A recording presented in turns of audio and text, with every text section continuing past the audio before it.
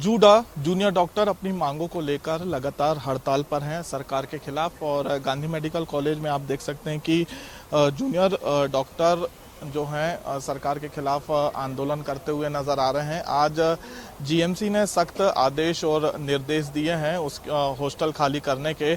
उसके बाद यहाँ पे आप देख सकते हैं कि सभी स्टूडेंटों ने अपना सामान जो है हॉस्टल के बाहर निकाला है और बाहर निकालकर वो आज प्रदर्शन कर रहे हैं। इसके साथ ही जो डॉक्टरों पर अत्याचार बढ़ते हुए नजर आ रहे हैं, डॉक्टर प्रोटेक्शन एक्ट की मांग कर रहे थे, उसको लेकर आप देख सकते हैं कि जो एप्रिन है, इस एप्रिन में ब्लड लगा हुआ है, ये खून इस एप्रिन में लगा हुआ है। और डॉक्टरों की यही मांग है कि ये भी देखा जाता है मध्य प्रदेश के तमाम हॉस्पिटल में कि लगातार जो डॉक्टर पे अत्याचार हो रहे हैं, डॉक्टरों के साथ जो मारपीट हो रही है, उसका विरोध भी यहाँ पे डॉक्टर कर रहे हैं और मानदेय बढ़ाने की बात भी कही जा रही है। लेकिन अभी फिलहाल जो है सरकार बात मानने को तैयार नहीं है।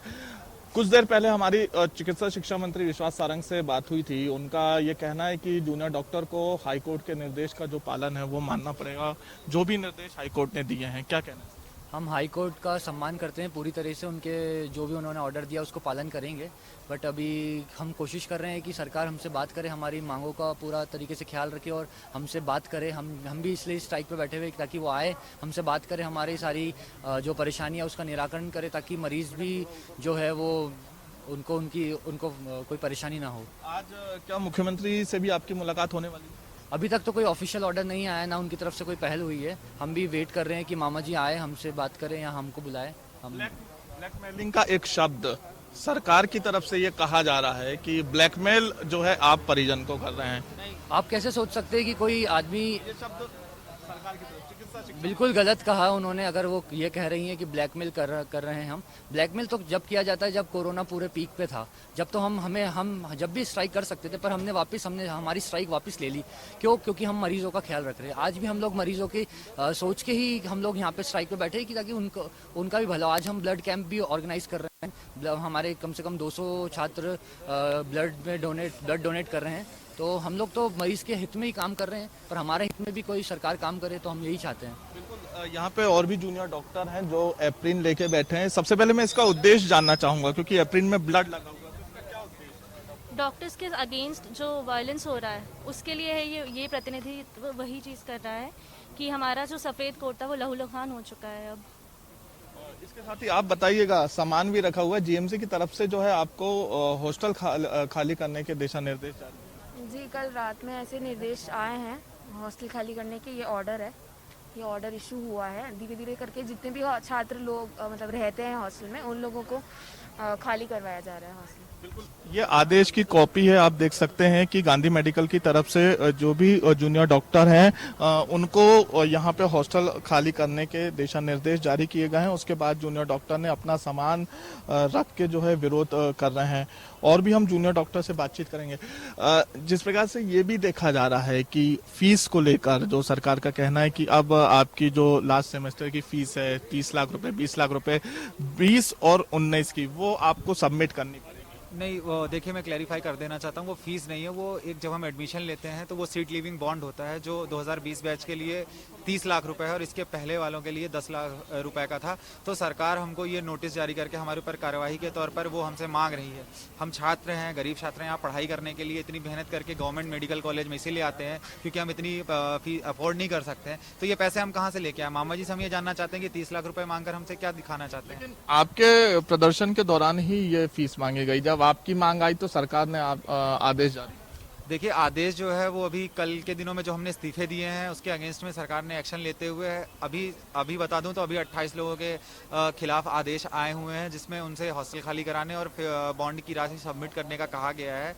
तो हम यही कहना चाहते हैं कि ये 30 लाख रुपए हम कहाँ से लेकर के आएंगे? प्रदेश में 3000 से अधिक जूनियर डॉक्टर है, तो आपका ये कहना है कि सभी का इस्तीफा? जी हाँ, लगभग 3,500 लोगों ने, 3,500 जूनियर डॉक्टर्स ने इस्तीफा दिया है। तो उन सबका इस्तीफा मंजूर करिए आप जो ये इस तरह से कर रहे हैं, तो ये किस तरह की बात हुई है? ये इसके साथ मैं आपसे ये भी जानना चाहूँगा कि मध्य प्रदेश के तमाम जो आपके अलग डॉक्टर हैं, जूनियर डॉक्टर हैं, उनका भी आपको समर्थन है जो अभी पढ़ाई कर रहे हैं। इसके साथ ही प्रदेश से अन्य कौन से इंस्टीट्यूट और किस किस का समर्थन जो है आपको? हमें बाकी कॉलेजेस, प्राइवेट मेडिकल कॉलेजेस से भी सपोर्ट मिल रहा है। हमें हमारे जो एसआर लोग हैं उनका भी सपोर्ट है, और हमें इंटर्न्स जो हमारे हैं उनका भी सपोर्ट है। और ये जो आंदोलन है ये पूरे देश में फैल चुका है और अब सब जगह से सपोर्ट मिल रहा है। अलीगढ़ मुस्लिम यूनिवर्सिटी, एम्स ऋषिकेश, एम्स और बाकी सारे जो भी IIM से भी मिल रहा है, और बाकी सब जगह इंस्टीट्यूट से भी मिल रहा है हमें सपोर्ट। और मध्य प्रदेश छात्र संगठन से भी आज उनके तरफ से प्रेस रिलीज होके एक हमारे आंदोलन क्या आगे जारी रहेगा या आप अपनी मांग पे अब अड़े रहेंगे? मैं यही कहना चाहता हूं कि सरकार जैसे जल्द से जल्द इस हमारी हमसे बातचीत करे, अमल लाए, तो उससे हमारे पर लिखित आदेश जारी करे, क्योंकि हड़ताल हम जल्द से जल्द समाप्त करना चाहते हैं, लेकिन सरकार बिल्कुल हमारी बातों पर ध्यान नहीं दे रही है। इससे मरीजों का अहित हो रहा है, वो परेशान हो रहे हैं। ये जो छोटा सा एक आंदोलन जो हमने सरकार के वादों के लिए किया था वो अब एक देशव्यापी बन चुका है। इसमें हमारे साथ में प्रदेश के बहुत सारे जैसे और देश के फाइमा, फोर्डा, मर्द, ये सारे जो एसोसिएशन है प्रदेश के, जितने देश के अदर मेडिकल कॉलेज के एसोसिएशन है, ये सब हमारे साथ में आ चुके हैं। साफ तौर पे जूनियर डॉक्टर का यही कहना है कि वो हड़ताल समाप्त करना चाहते हैं, लेकिन सरकार लिखित में आश्वासन दे जो उनकी मांगे हैं मानदेय बढ़ाने की, जूनियर डॉक्टर प्रोटेक्शन एक्ट की। इसके साथ ही यहाँ पे ये भी देखा गया कि 2 बार इसके पहले चिकित्सा शिक्षा मंत्री विश्वास सारंग से जूनियर डॉक्टर की मुलाकात हो चुकी है। आश्वासन मिलने के बाद जो है मांगे नहीं मानी गई थी, जिसके बाद जूनियर डॉक्टर एक बार फिर से हड़ताल पे है। अब लगभग ये अनुमान लगाया जा रहा है कि जूनियर डॉक्टर का एक प्रतिनिधिमंडल जल्द ही मुख्यमंत्री शिवराज सिंह चौहान से मुलाकात कर सकता है। शहर है मध्य प्रदेश की औद्योगिक राजधानी कहा जाने वाला इंदौर, और इंदौर में 48 घंटे के लिए लॉकडाउन फिर लगाया गया है। 4 दिन का अनलॉक रहा इस शहर में। हालांकि अनलॉक पूरे मध्य प्रदेश के अंदर सबसे ज़्यादा स्ट्रिक्ट यही था, बहुत कम इजाज़त दी गई थी, बहुत कम अनुमतियां थी। अब 2 दिन का कंप्लीट लॉकडाउन लगाया गया है, यानी अब अनलॉक सोमवार सुबह 6 बजे ही होगा। सड़कों की तस्वीर अगर हम देखते हैं तो आवाजाही अब भी नजर आती है, बैरिकेडिंग लगी है, चेकिंग चल रही है, लेकिन बावजूद उसके आप देख सकते हैं कि सड़कों के ऊपर लोग नजर जरूर आ रहे हैं। हालांकि किसी भी तरह के व्यापारिक प्रतिष्ठान खुले नहीं हैं। सख्त तौर पे ऊपर ये हिदायत दी गई है कि केवल इमरजेंसी सर्विसेज ही खुली रहेंगी, दूध का विक्रय जारी रहेगा, लेकिन सब्जियां भी नहीं मिलेंगी। जाहिर सी बात है, इंदौर वो शहर है जहां पर की सबसे ज्यादा संक्रमण है। पिछले 24 घंटों की अगर मैं बात करता हूं तो पिछले 24 घंटों के अंदर 223 नए पॉजिटिव पेशेंट्स सामने आए हैं। एक्टिव मरीजों की संख्या 1600 के आसपास पहुंच चुकी है, तो वहीं 2 लोगों की मौत के साथ अब मरने वालों का आंकड़ा इंदौर शहर में 1350 के आसपास पहुंच चुका है।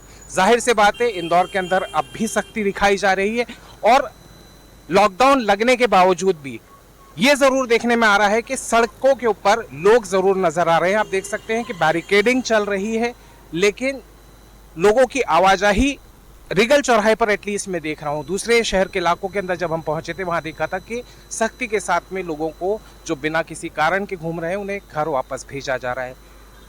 ये वो बस है जिसके अंदर अस्थाई जेल के अंदर लोगों को भेजा जाता है। जाहिर से बात है, लॉकडाउन की सख्ती है। इंदौर शहर के अंदर संक्रमण को पूरी तरीके से काबू में लाने के लिए प्रशासन की तरफ से मुस्तैदी दिखाई जा रही है।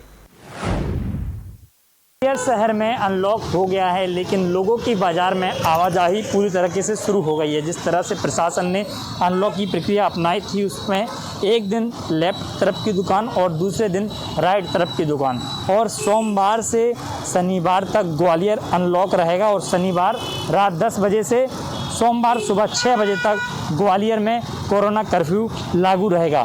पुलिस प्रशासन लगातार सख्त है और लोगों को मॉनिटरिंग लगातार की जा रही है कि कोई अनावश्यक रूप से ना घूमे। अगर कोई बड़ी वाहन में ज़्यादा लोग आते हैं तो उन्हें रोका जाता है और चेकिंग की जाती है और बाकायदा उन पर चालानी कार्रवाई की जाती है।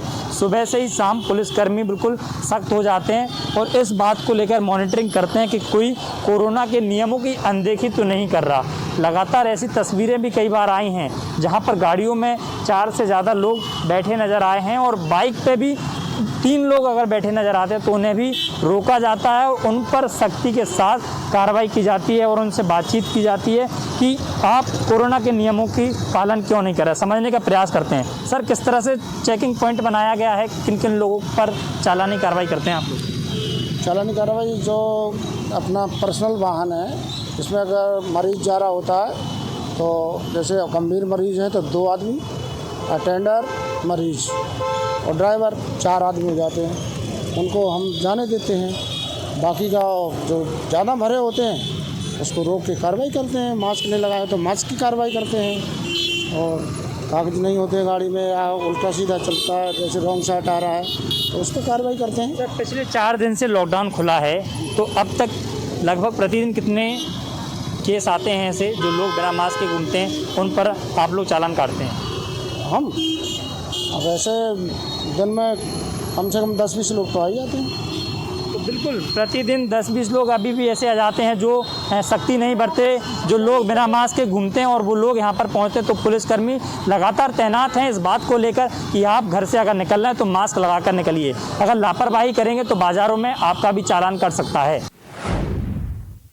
जबलपुर में व्यापारियों के विरोध के बाद जो अनलॉक का आदेश था उसमें आंशिक बदलाव किया गया है, और अब जो बाजार हैं जो सघन क्षेत्रों में है वो दाएं और बाएं, एक दिन दाएं तरफ की दुकानें जो है वो खुली रहेंगी और एक तरफ बाएं तरफ की दुकानें। तो आज आप देख सकते हैं हम फुआरा क्षेत्र में मौजूद हैं, और आज लेफ्ट तरफ राइट तरफ साइड की जो दुकानें हैं वो आज खुली हुई हैं, और कल जो है वो लेफ्ट तरफ की दुकानें खुलेंगी। तो लगातार जो प्रयोग है वो कहीं ना कहीं सफल इसलिए माना जा रहा है कि जिस तरीके की भीड़ पिछले 2 दिनों में यहाँ पर हुई थी, जब पूरा बाजार व्यापारियों ने विरोध के स्वरूप खोला रखा था और उस समय भारी भीड़ इस मार्केट में हुई थी। सघन क्षेत्र में आता है, जिला प्रशासन ने पहले अनुमति इस पूरे बाजार को खुलने की नहीं दी थी, लेकिन उसके बाद व्यापारियों ने विरोध किया था और पूरे बाजारों को खोल लिया था। उसके बाद भारी भीड़ इस बाजार में मची थी, लेकिन उसके बाद कहीं ना कहीं ये प्रयोग किया गया और जो अब सफल होता नज़र आ रहा है। अगर अब बात की जाए तो जो दुकानें हैं, जो लोग हैं, कहीं ना कहीं वो कोरोना प्रोटोकॉल का पालन करते हुए नज़र आ रहे हैं। आप देख सकते हैं भारी भीड़ इस समय यहाँ इस मार्केट में होती थी, लेकिन अब ऐसा कुछ नज़ारा यहाँ पर नहीं देखने को मिलेगा। पुलिस की सख्ती यहाँ पर है। जो भारी भीड़ होती थी उस भीड़ को ख़त्म करने के लिए ये जो प्रयोग है वो जिला प्रशासन ने किया, जो कहीं ना कहीं सफल माना जा रहा है। अगर जिले में बात की जाए तो संक्रमण की रफ्तार ज़रूर कम हुई है, लेकिन खतरा लगातार बना हुआ। आज पूरा देश पर्यावरण दिवस के रूप में मनाया है। वहीं हम आज हरदा के एक वैक्सीनेशन सेंटर पे हैं, और यहाँ पे वैक्सीनेशन सेंटर के लिए जो वैक्सीन लगवाने के लिए लोग आए हैं उनको बेकायदा यहाँ पे जो वैक्सीन के संचालक लोग हैं उनके द्वारा आज पर्यावरण दिवस के अवसर पर सभी को अपने एक पौधे यहाँ पे वितरण किया जाए, ताकि वैक्सीन लगाने के बाद में जब अपने घर पे जाएं और उस पौधे को अपने घर पे लगाएं, ताकि पर्यावरण को एक बचाने का एक यहाँ पे अनोखे तरीके से संदेश दिया जाए। जो वैक्सीन लगवाने के लिए लोग आए उनको एक पौधा उपहार में दिया जाए। विगत 1 जून से अनलॉक किए गए रायसेन में आज 5 जून से लेफ्ट राइट वाला कॉम्बिनेशन किया गया है। यार्ड इवन की तर्ज पे आज इसको भी लेफ्ट राइट वाला कॉम्बिनेशन में आज लेफ्ट साइड की दुकानें यहाँ पर खुली हुई हैं। हमारे साथ कुछ दुकानदार मौजूद हैं, आइए हम उनसे बात करते हैं कि लेफ्ट राइट वाले कॉम्बिनेशन में वो क्या सोच रखते हैं। क्या नाम है आपका? सुनील अग्रवाल। सुनील जी, आज लेफ्ट साइड की दुकानें खोली गई हैं, कल परसों राइट साइड की खोली जाएंगी, क्या सोच रखते हैं आप? ये प्रशासन का बहुत बढ़िया निर्णय है आदरणीय कलेक्टर महोदय का, कि जिससे कि भीड़ भी नहीं लगेगी और दुकानदारों की बिक्री भी होगी और लोगों का काम भी चलेगा। लोगों का काम भी चले। इससे मगर ये जो राइट साइड वाले हैं ये निराश हैं और इनका कहना है कि भीड़ तो पड़ेगी, ऐसा क्या लगता है आपको? नहीं, राइट साइड वाले के लिए एक दिन बाद राइट साइड की खुल जाएंगी तो हम लोगों की दुकानें बंद हो जाएंगी, तो उनका काम चलेगा। उनका काम चलेगा। आपका क्या नाम है? मेरा सत्येंद्र सिंह परिहार। सत्येंद्र जी, आप ग्राहक हैं, आपको क्या लगता है लेफ्ट राइट वाला कॉम्बिनेशन सक्सेसफुल होगा? नहीं, प्रशासन का बहुत अच्छा निर्णय है। जनता जो है ना SOPs का पालन भी कर पाएगी और उनकी जो आवश्यक ज़रूरतें हैं वो भी ले सकते हैं वो, और जनता सहयोग भी कर रही है। हम जैसे लोग भी जो है, मैं शिक्षक हूँ, समाज में ये बातें बताते हैं कि भाई ऐसा जो है ना आप पूरा SOPs का पालन करिए। जो भी प्रशासन जो भी डेली बताता है कि भाई आप ऐसा कार्य करें, और दुकानदारों का भी इसमें अच्छा है कि उनकी रोजी रोटी और सभी चीज़ें बढ़िया बराबर चल रही हैं।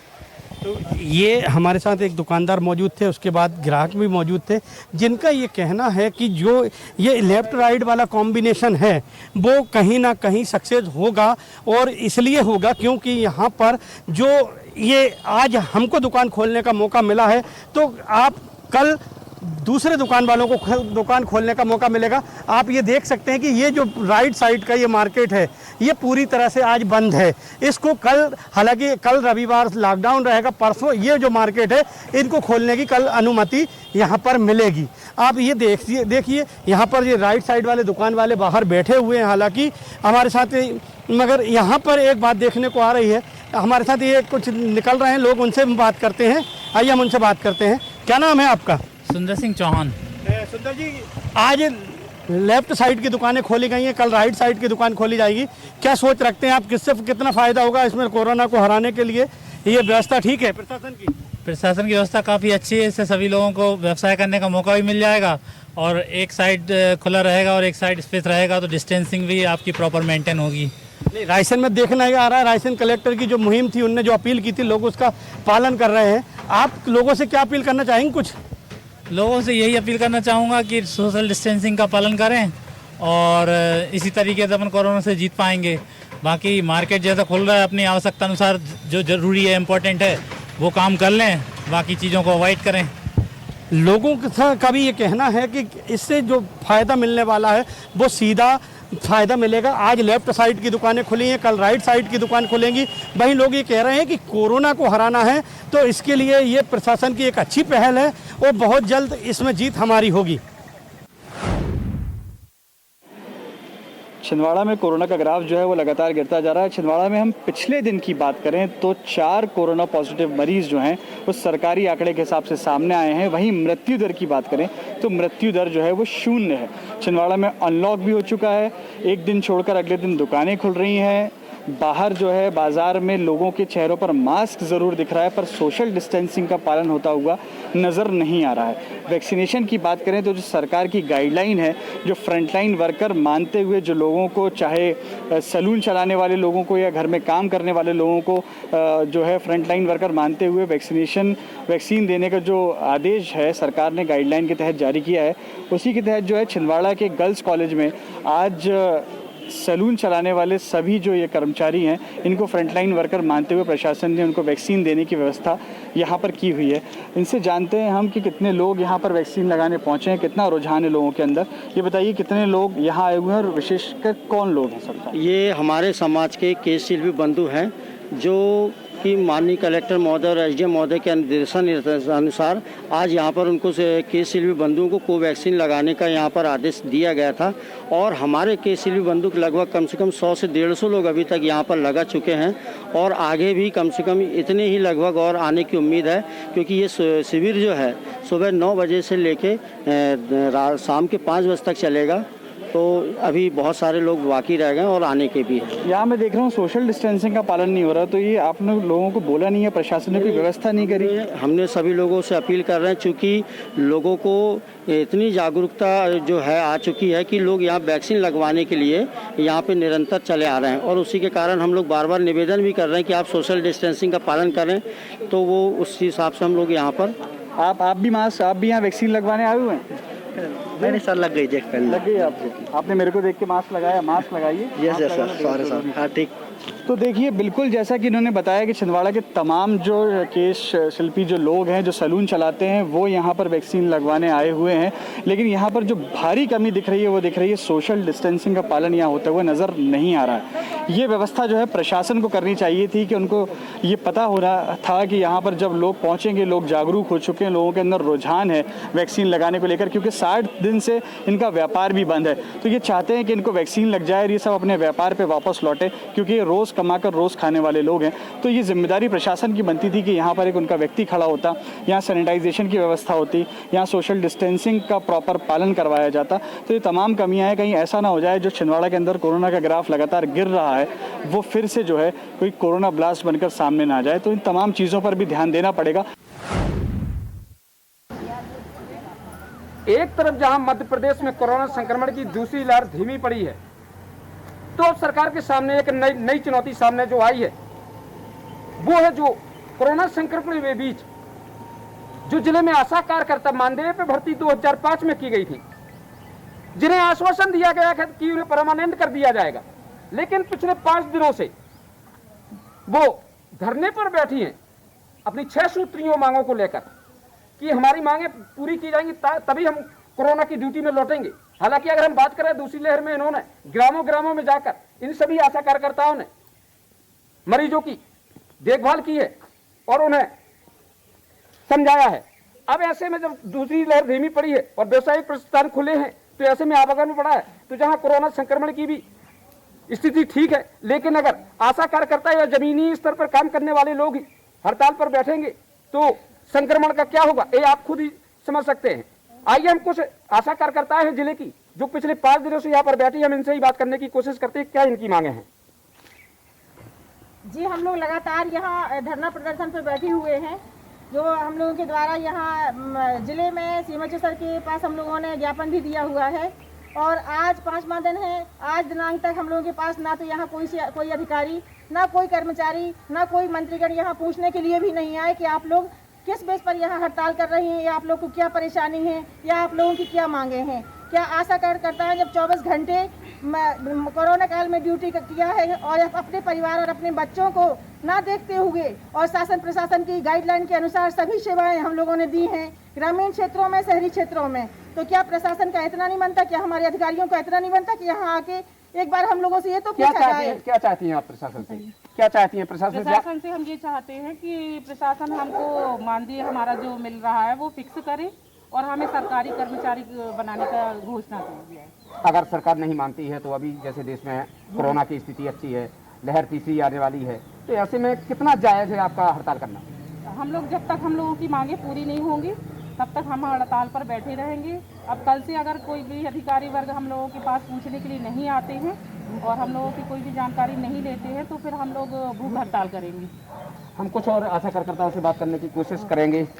आप क्या कहना चाहेंगे कि जिस प्रकार से हड़ताल है, कोरोना चल रहा है, ऐसे में हड़ताल करना आप लोगों का जायज़ बनता है या नहीं बनता है, तो आप क्या कहना चाहेंगे? मैं सर यही कहना चाहूँगी कि आज हमारी 2005 से भर्ती जो की गई थी, हमारी सरकार ने भर्ती की थी आशा कार्यकर्ता और उषा कार्यकर्ता और आशा सहयोगी बहनों की, तो हमारा कहना यही है कि सरकार पहले तो कहती है कि सब कोई घर में रहे और सुरक्षित रहे, लेकिन आशा कार्यकर्ता को बाहर निकाला जा रहा है। जो कोविड से मरीज हैं उनके घर हमें जाना पड़ रहा है, उनके घर में हमें मतलब वो जो संक्रमित व्यक्ति है उससे हमें मिलना पड़ रहा है, उनसे मतलब बात करनी पड़ रही है। उनके घर में सेवा की है, जिले की सेवा की है, ग्रामीण में जाकर कोरोना संक्रमण के बीच क्या चाहती हैं सरकार से? हम लोग ये चाहते हैं अगर हमारा 18,000 से कम नहीं आशा को मिलेगा तो हम लोग भूख हड़ताल करेंगे। आशा सहयोगी को 7,500 से अगर 24,000 नहीं मिलता है तो हम लोग 24,000 अगर नहीं मिलता है तो हम लोग भूख हड़ताल कर लेंगे और हम धूप में बैठ कर प्रदर्शन करेंगे। मध्य प्रदेश में हड़ताल चल रही है, कितने जिलों में अभी तक? हमारे 30 जिले जुड़ चुके हैं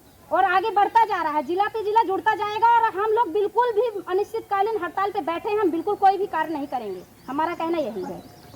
ये था कि आशा कार्यकर्ताओं ने साफ तौर पर सरकार को चेतावनी दी है कि अगर हमारी मांगों को पूरा नहीं किया गया तो हम किसी भी प्रकार से या किसी भी कीमत पर ड्यूटी पर नहीं लौटेंगे।